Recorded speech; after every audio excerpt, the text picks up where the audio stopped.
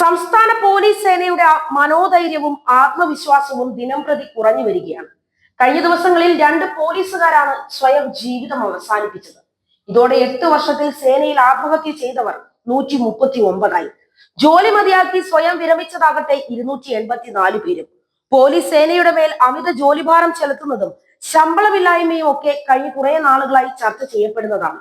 അവധിയില്ലാതെയും സമയക്രമം ഇല്ലാതെയും ജോലി ചെയ്യേണ്ടി വരുന്നത് പോലീസ് സേനയിലേക്കുള്ള യുവാക്കളുടെ കടന്നുവരവ് തടയുമെന്ന ആശങ്കകളും ഉയർന്നു വന്നിരുന്നു.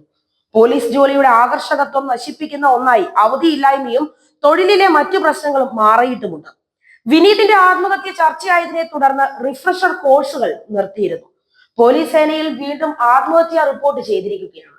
എറണാകുളം പിറവം പോലീസ് സ്റ്റേഷനിലെ സീനിയർ സിവിൽ പോലീസ് ഓഫീസറെയാണ് ആത്മഹത്യ ചെയ്ത നിലയിൽ കണ്ടെത്തിയിരിക്കുന്നത്.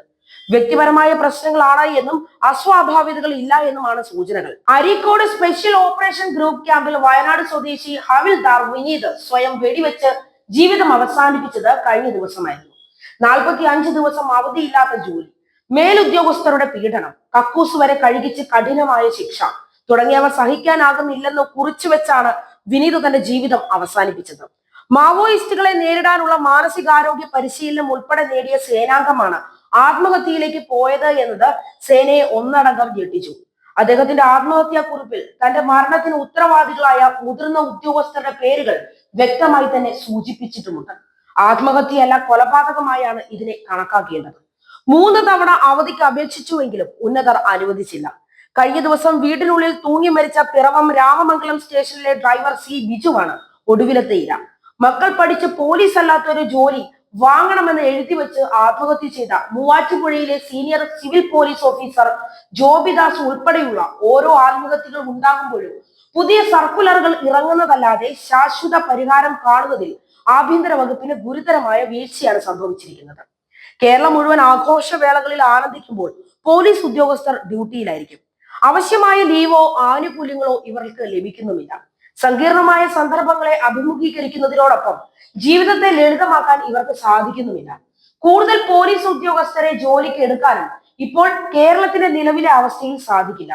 ഓരോ സർക്കാർ മാറി മാറി വരുമ്പോൾ കടം ഇരട്ടിയായി വർദ്ധിക്കുകയാണ്. ഏത് പാർട്ടി വന്നാലും ഇത്തരത്തിലുള്ള ആത്മഹത്യകൾ ഉണ്ടാകുന്നുമുണ്ട്.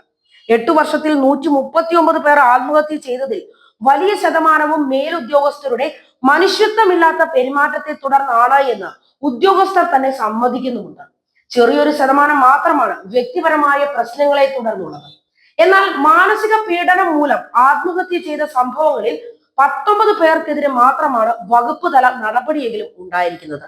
സ്വയം വിരമിച്ച 284 പേരിൽ 90% ജോലി സമ്മർദ്ദവും മാനസിക പീഡനവും കാരണവും തന്നെയാണ് ജോലി അവസാനിപ്പിച്ചത്.